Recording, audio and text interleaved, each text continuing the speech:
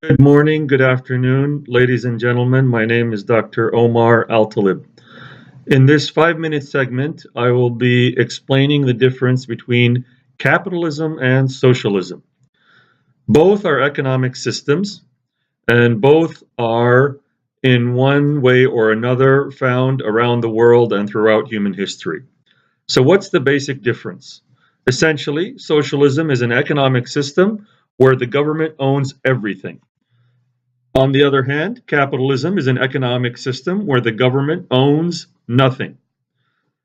So, in its ideal form, socialism involves the government owning all the farms, all the factories, all the department stores, all the groceries, all the gas stations, all the train stations, and so on and so forth.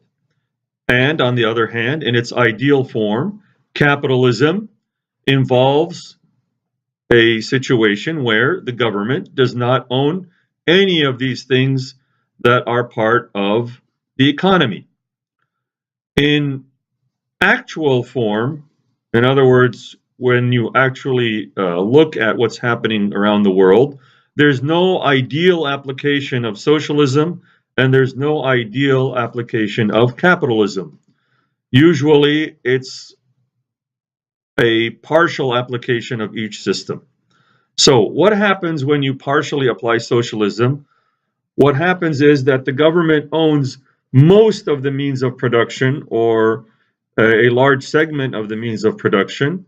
And what happens in capitalism is, for the most part, there's a free market where the government does not interfere, but there are other parts of the market where the government owns stuff. For example, you might have a country that is essentially capitalist based on the free market, where the government owns the train system. Like in the United States, you might have heard of a system called Amtrak. In our review of capitalism and socialism, we need to take note of a number of points. Number one, uh, both are isms, meaning they are a philosophy or an ideology. In other words, they're based upon certain principles or ideas.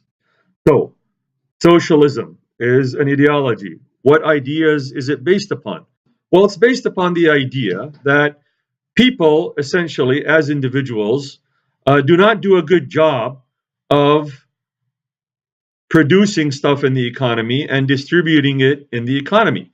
Hence, the government has to step in and so called solve the problems of the economy because the government knows best about where resources should be distributed and how they should be produced.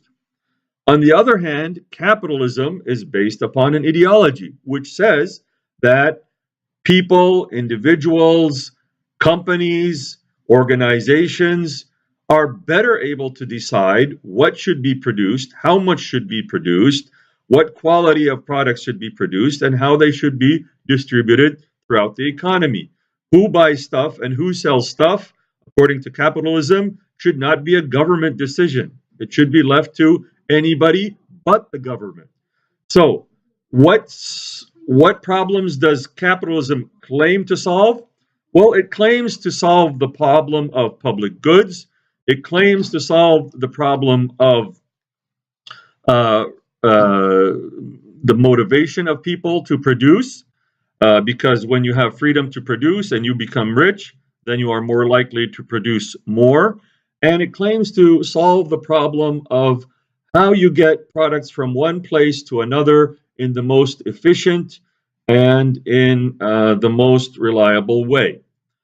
Does socialism live up to its ideal, or does capitalism live up to its ideal? Not in real life.